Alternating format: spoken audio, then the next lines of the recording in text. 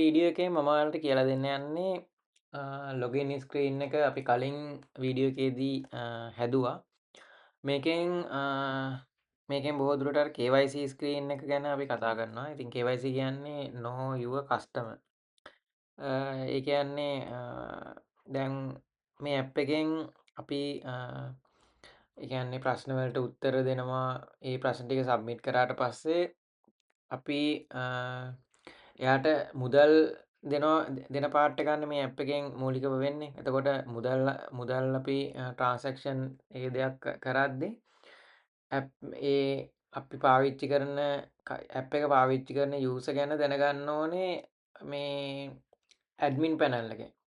එතකොට යූසර් එයාගේ identity detail ඊට පස්සේ සෙල්ෆියක් එහෙම දාලා ඒක ඇඩ්මින් එකෙන් ඇඩ්මින් එක පැත්තෙන් චෙක් කරලා මෙයා රියල් යූසර් කෙනෙක්.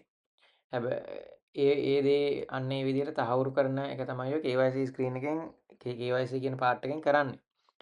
අපි මම මුලින්ම මේ අපේ ChatGPT එකෙන් අහනවා මේ KYC ස්ක්‍රීන් එකට අදාළව API මුලින්ම මට ඉන්ටිග්‍රේෂන් පාර්ට් එක කරන්න ඕනේ. ඒකට අදාළව මං එයාට දුන්නා මට ඕනේ API එක. ඊට පස්සේ ඒ API එකේ රෙස්පොන්ස් එකත් මම එයාට දුන්නා. ඊට පස්සේ මං එයාගෙන් අහන්න ඕනේ KYC API.ts කියලා ෆයිල් එකක් අපේ ළඟ හැදෙන්න ඕනේ. ඊට පස්සේ KYC services.ts කියලා ෆයිල් එකක් හැදෙන්න ඕනේ. ඊට පස්සේ ඒකට අදාළ ස්ලයිසස් ටික අපි හදා ගන්න ඕනේ.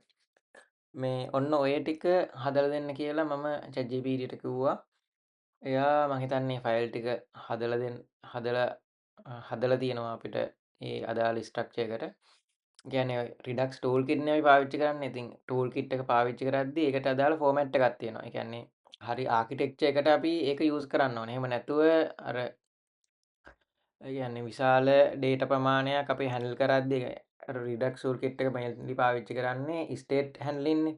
එතකොට මේ ස්ටේට් එක හරියට හැන්ඩල් කරන්න අපි හරි ආකිටෙක්චර් එකට ඒක පාවිච්චි කරන්න ඕනේ. ඒක තමයි අපි මේ ඔය ෆයිල් 3කට මෙයා කරලා මේ වෙන් කරගෙන අපි ඒ API එක ඉන්ටිග්‍රේෂන් පාර්ට් එක කරන්නේ. මේ ඔයිට වඩා හොඳ ආකිටෙක්චර් තියෙන්න පුළුවන්. කියන්නේ සාමාන්‍යයෙන් පොඩි API පාවිච්චි කරන ඇප් එකක් නම් අපිට ඇත්තටම ඩක්ස් ටූල් කිට් ඕන වෙන්නේ නැහැ. අපිට high order component ඒ වගේ ඒකට අපි ඒ වගේ මෙතඩ් එකකට අපිට මේ පාවිච්චි කරන්න පුළුවන්. මේකෙදී අපි Redux toolkit පාවිච්චි කරනවා. හේතුව තමයි මේ ඇප් එක ටිකක් ලොකු ඇප් එකක්. මේ API මෙතන්නේ 10ක් 15ක්වත් පාවිච්චි වෙනවා. හැබැයි ස්ටේට් ගොඩක් මැනේජ් වෙන ඇප් එකක්. ඒක නිසා මේ මම මේක Redux toolkit පාවිච්චි කරා. ඉතින් මම දැන් අර ChatGPT කියලා හදාගත්තු මේ ඒ ෆයිල් ටික මේ අදාළ තැන් වලට කොපි පේස්ට් කරනවා. මේ බලමු මේ ඉස්සෙල්ලා ලොගින් API එක ලොගින් වෙලා ඉන්න එපැයි අපි KYC ස්ක්‍රීන් එකට යන්න. මේ බලමු ලොග් වෙලා අපි KYC ස්ක්‍රීන් එකට මේ ලොග් වෙලා KYC ස්ක්‍රීන් එකට යනවාද කියලා.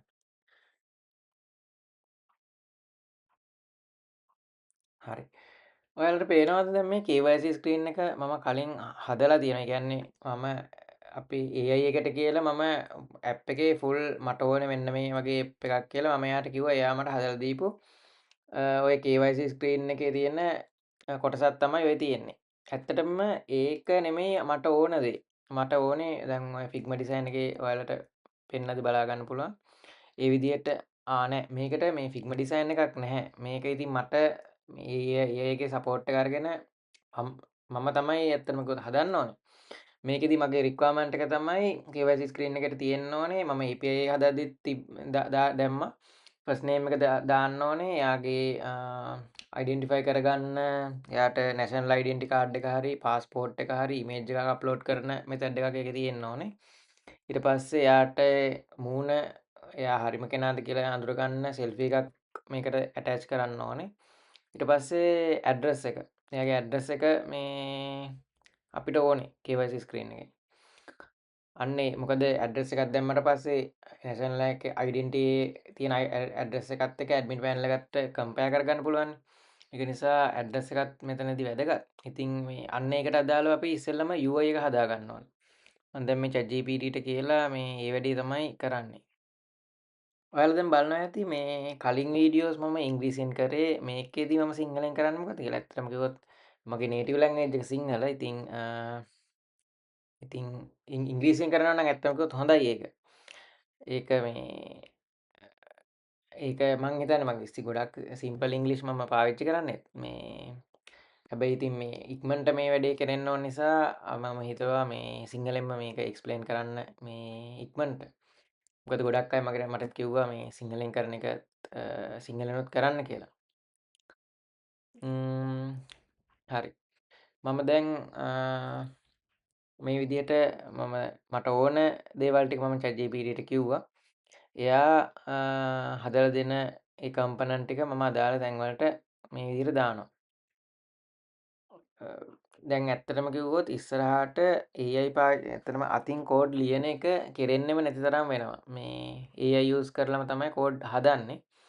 අපි මේන්ලි දැනගන්න ඕනේ ආකිටෙක්චරල් පැත්ත, ඒ අදාළ එකේ අදාළ ඩිවලොප්මන්ට් වල අදාළ සිකියුරිටි පැත්ත, ඒ දේවල් ඉගෙන මේන්ලි අපි දැනගන්න ඕනේ තියරීස් අපි උපරිමයෙන් දැනගන්න ඕන. ඒ තියරි ඇප්ලයි කරන වැඩේ ඇත්තටම ඒ AI එකෙන් කරන්න පුළුවන්. අපි තියරි නොදැන මේ දේවල් කරන්න ගියොත් මං හිතන්නේ සාර්ථකත්වයක් හදාගන්න පුළුවන් කියලා. හරි. මේ මම දැන් අර කලින් කිව්වේ මේ මට ඕනේ සෙල්ෆි ID එක අප්ඩේට් අප්ලෝඩ් කරන්න. ඊට පස්සේ සෙල්ෆි එකක් අප්ලෝඩ් කරන්න ඕනේ. ඊට පස්සේ ඇඩ්‍රස් එක දාන්න ඕනේ. ඒ ෆීල්ඩ් ටික මම ChatGPT ට කිව්වා. එයා දැන් මට හදලා දීලා තියෙනවා UI එක. ඒ UI එකේ ලොකු වරදක් පේන්නේ නැහැ මට. හොඳයි. ඉතින් බලමු ඉස්සරහට කොහොමද කරන්න පුළුවන් කියලා.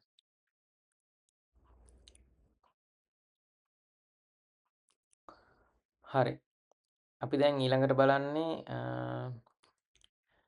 මේකට අදාළව අපි ඉස්සෙල්ලම කරන්න ඕනේ ওই ඉමේජ් අප්ලෝඩින් පාර්ට් එක. ඉමේජ් අප්ලෝඩින් කරද්දි මෙහෙමයි. දැන් මං ඔයාලා කලින් මගේ අර මේ back end API development part එක බලන්න. ඒකෙදි ඒ වීඩියෝ එකේදී මම හදන්නේ ඒ කියන්නේ API development කරන් ඒ API එක post API එකක්. ඒ කියන්නේ අපි KYC screen එක submit කරන්නේ post API එක use කරලා. ඒකෙදි image එක අපි මේ දාන්නේ image URL එක තමයි අපි add කරන්න පුළුවන් විදිහට හදලා තියෙන්නේ. ඒ කියන්නේ image එක අපි app එක පාවිච්චි කරලා storage එකට දාලා ඒ storage එකෙන් ගන්න ඕනේ URL එක. ඒ URL එක තමයි අපි API එකට attach කරන්නේ. මෙතනදී මම කරන්නේ ඒ කියන්නේ Firebase එකට image එක upload කරලා අන්න ඒ public URL එක අරගෙන API එකට attach කරන part එක. අන්න ඒ ඉස්සෙල්ලම ඉතින් කරන්න ඕනේ අපිට Firebase එකට connect කරගන්න බෑ. අන්න ඒ කනෙක්ට් කරන පාර්ට් එක තමයි මම මේ ඉස්සෙල්ලම බලන්නේ. අපි බලමු. දැන් මේ බලන්න මම ඒ කියන්නේ මේක නම් දැන් ඔය AI එකෙන්ම අපිට හදලා දීපු එක. ඒක ක්ලික් කරාට පස්සේ කැමරාව ඕපන් වෙනවා. අපිට පුළුවන් අපිට ඕනේ ඉමේජ් එකක් තෝරගන්න. දැන් මේකෙදි ප්‍රශ්නේ තමයි මේ අපිට iOS device එකේදී කැමරාව ඕපන් කරන්න access දෙන්නේ නැහැ. මොකද මේක simulator එකක් නිසා. Android phone එකේ නම් කැමරාව ඕපන් කරන්න දෙනවා බට් මේ පේනවා නේද ඒක නිකන් බ්ලර් වෙලා වගේ පේන්නේ. එතකොට මේ රියල් ඩිවයිස් එකක් කනෙක්ට් කරා නම් ඔය ප්‍රශ්නේ නැති වෙනවා. මට රියල් ඩිවයිස් එකක් නැහැ. ඉතින් මේ විදිහට තමයි කරන්න පුළුවන්. ඔයාලා මේක කරනවා නම් මේ රියල් ඩිවයිස් එකක් පාවිච්චි කරලා කරන්න. ඒක මේ ඒකෙන් ඇත්තටම ෆොටෝ එකක් ගන්න පුළුවන් ලෙවල් එකට මේ ෆොටෝ එකක් අරගන්න පුළුවන් ඉතින් මේකෙන්. එතකොට අපි මේ බලමු මේ ඉස්සරහට අර Firebase connect කරන part එක.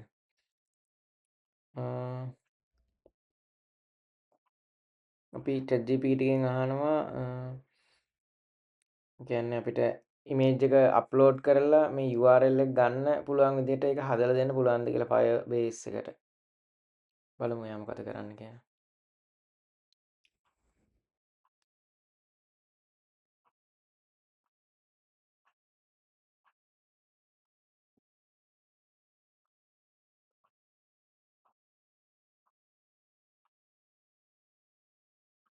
හරි මෙතන මේ වීඩියෝ එකේ මම කරන්නේ Firebase එකට ඉමේජ් අප්ලෝඩ් කරන part එක. එතකොට අපි Firebase එකට ඉස්සෙල්ලම කනෙක්ට් වෙන්න ඕනේ.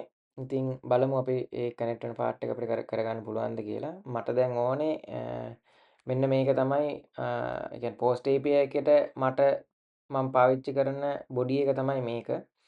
එතකොට ඒ බොඩි එක මම දෙනවා ChatGPT-ට මට මං කියනවා මෙන්න මේ බොඩි එකට මට මෙන්න මේ ෆීල්ඩ් ඇටච් කරන්න ඕනේ.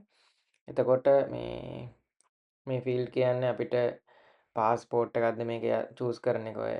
ඒ කියන්නේ ඩොකියුමන්ට් ටයිප් එක, document image URL front, image document image URL back. කියන්නේ අපිට නැෂනල් අයිඩෙන්ටි කාඩ් එකේ ෆ්‍රන්ට් සයිඩ් එකයි බැක් සයිඩ් එකයි. ඊට පස්සේ selfie image URL එක. ඊට පස්සේ අපි ඇටච් කරනවා ස්ටේටස් එකයි මේ ඇඩ්‍රස් එකයි. ඔන්න ඔය දේවල් බේස් කරගෙන අපිට ඕනේ මේ API එක කෝල් කරන්න. මම දැන් හදන්නේ අන්න ඒ ඩෙවලොප්මන්ට් එක තමයි AI යූස් කරලා.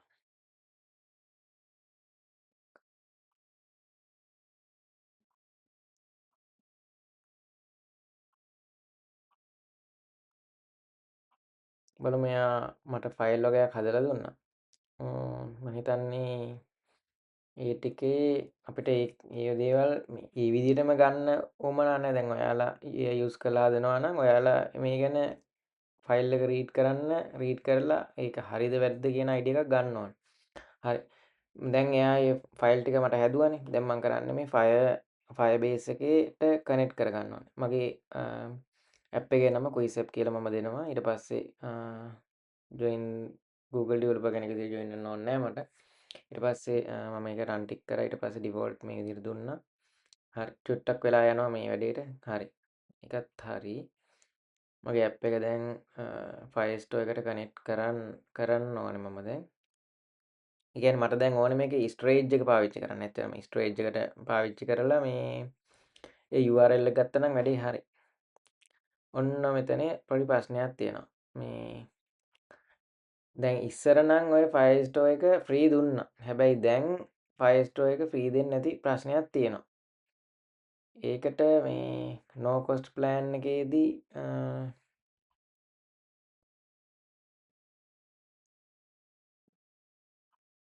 මේ විදිහට මේ අපිට බලන්න පුළුවන්. හැබැයි ප්‍රශ්නේ කියන්නේ ඒක ෆ්‍රී දෙන්නේ නැහැ. කමන්නේ අපි ඒක දැනට තියලා, ඒ කියන්නේ Firebase එක දැනට අපි කනෙක්ට් කරගමුකෝ. අපි අප්ලෝඩ් වෙන්න නොවන එක වෙනම වැඩක්. අපි ඉස්සෙල්ලා මේ කනෙක්ට් කරගමුකෝ.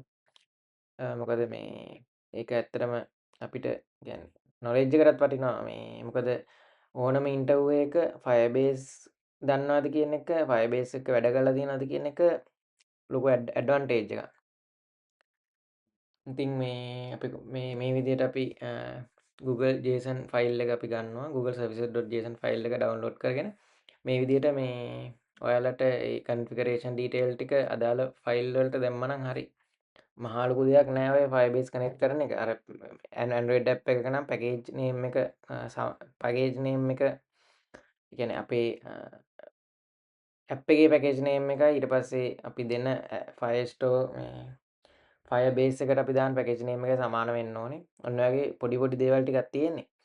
ඒ ටික හරියට කරා නම් නිකම්ම ඔක කනෙක්ට් වෙනවා. මේ මහා ලොකු දෙයක් නෙමෙයි. අර මේ Google services.json ෆයිල් එක අදාළ තැනට දාන්න ඕනේ.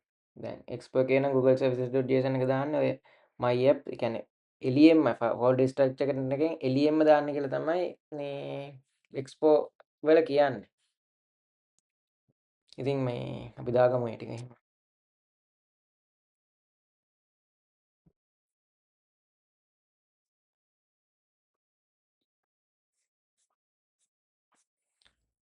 අපි බලමු දැන් කොහොමද මේක කරන්න කියලා. මේ එයා දැන් ඔය කියන්නේ මේ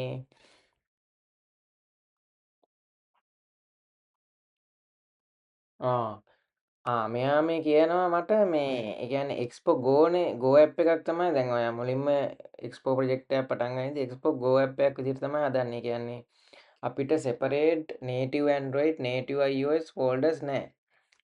මේ අපිට folder structure එකෙත් එහෙම නැහැ. හැබැයි මේකෙදී අපි Firebase එක connect කරනවා නම් අපිට ඒ විදිහට කරන්න බෑ.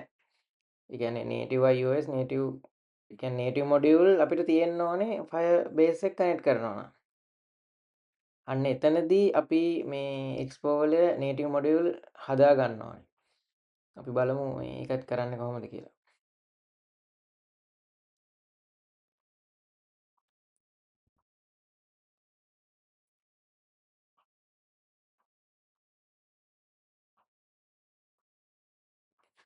මම ෆයර්බේස් එකට ගිහිල්ලා දැන් මම පුළුවන් තරම් මේ try කරනවා ඒ ස්ටෝරේජ් එකට මොකක් හරි ගන්න ක්‍රමයක් කොහොම හරි. ඒ කියන්නේ ෆයර් ස්ටෝර් එක ඒ කියන්නේ ෆ්‍රී යූස් කරන මොකක් හරි ක්‍රමයක් තියනවද කියලා බලා ගන්න. ඇත්තටම කිව්වොත් බිලින් මේක දීලා අපේ කාඩ් පේමන්ට් එක මේකට දෙන්න වෙනවා. එහෙම නැතුව මේ ෆ්‍රී දෙන්නේ නැහැ ස්ටෝරේජ් එක. ඔයාලට ඩේටාබේස් එක ඕන නම් පාවිච්චි කරන්න පුළුවන්. හැබැයි ස්ටෝරේජ් එක දැන් ෆ්‍රී දෙන්නේ නැති ප්‍රශ්නයක් තියෙනවා. සමහර විට චුට්ටක් ඒක ඔයාලා බලන්න මේ කාඩ් ඩීටේල් දුන්නාම මේ සල්ලි කැපිලා ඒ කියන්නේ සල්ලි කැපෙන්නේ නැති වෙන්නත් සමහර විට පුළුවන්. ඒ කියන්නේ යූසේජ් එක අනුව කැපෙන එකක් දන්නේ නැහැ මේක තියෙන්න නම්.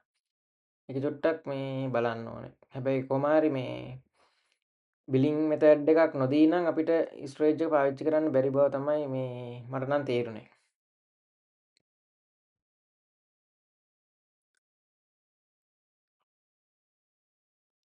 මම දැන් මේ අපේ ChatGPT ට කියන්නේ මට දැන් ඕන වැඩේ. ඒ කියන්නේ මට දැන් අවශ්‍යයි ඉමේජ් දෙක ෆයර්ස්ටෝ එකට අප්ලෝඩ් වෙන්න පබ්ලික් URL එකක් ගන්න. ඒ URL එක ඇටච් වෙලා අපේ API එක මොකක්ද KYC request API එක කෝල් වෙන්න.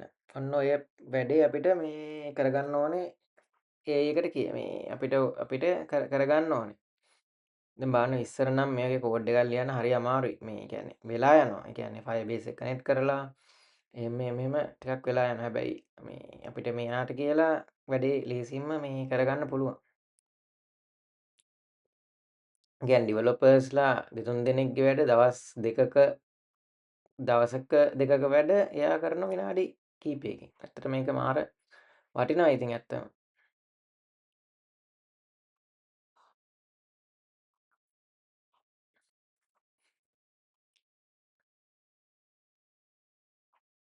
හරි. මේ එයා මට සෙපරේට් ෆන්ක්ෂන් එකක් ලියලා දුන්නා. මේ මට ඕන දේවල් වලට අනුව. දැන් මම සෙපරේට් ෆන්ක්ෂන් එක පාවිච්චි කරලා මේ ඔය ඉමේජ් අප්ලෝඩ් වැඩි මෙයා කරන්නයි හදන්නේ. බලමු අපි කොහොමද ඒක කරන්න කියලා.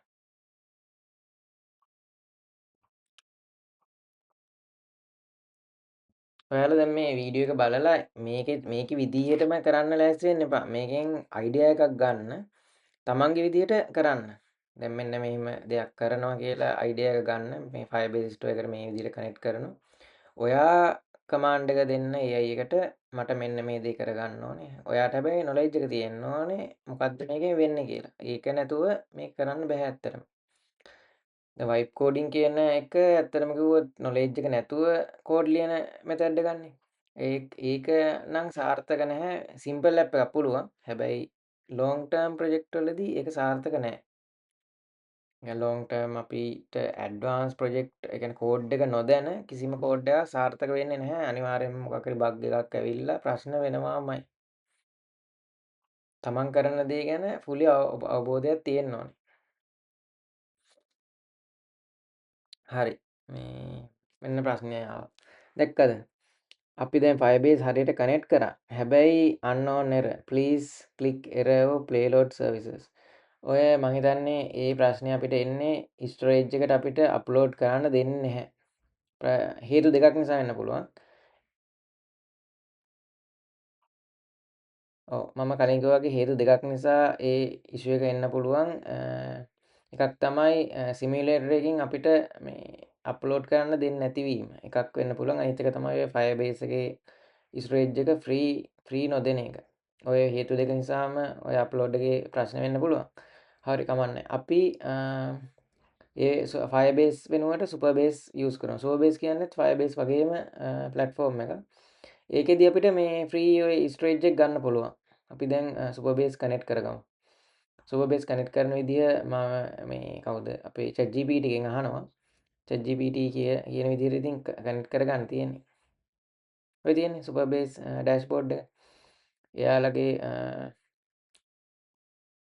පබ්ලික් බකට් එකක් විදිහට මම ඒක මේ හදා ගන්නවා.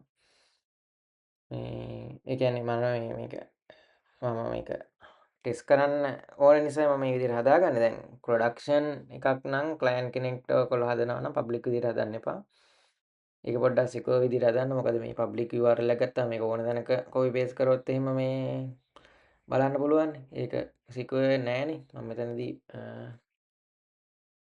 ප්‍රොජෙක්ට් එක අර හදන්න ඕන නිසා මම කියන්නේ ටෙස්ට් විදියට ටෙස්ට් කරන්න ඕන නිසා මේක මේ පබ්ලික් ස්ටෝරේජ් එකක් හදන්න.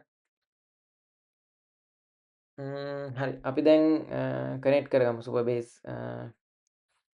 එක. මේ විදිහට අපි end point එක දෙනවා.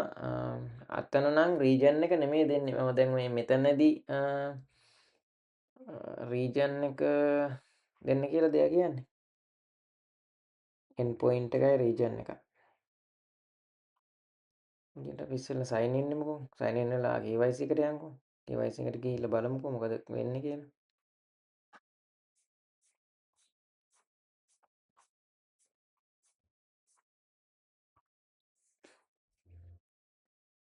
හරි. start අන්න upload fail වුණා.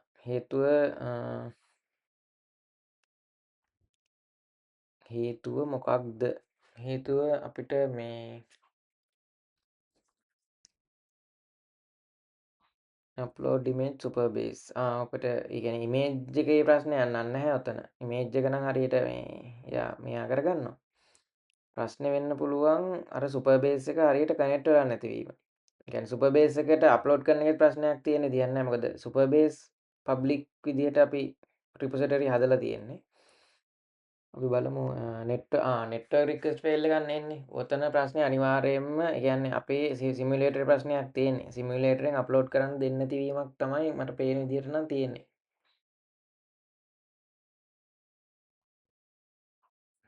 ඔතන මේ මම මේ දාලා තියෙනවත් වැරදි ඔය මේ සීක්‍රට් කී එකක් දාන්න ඕනේ. මම බලන්නකෝ superbase.ඒකේ ෆයිල් එකට ගියා. superbase.ts ෆයිල් එකට ගියාට පස්සේ ඔන්න ඔය කී එක මමත් දාලා තිබ්බේ නැහැ කලින්. ඒක නිසා වෙන්නත් පුළුවන්. බලමු.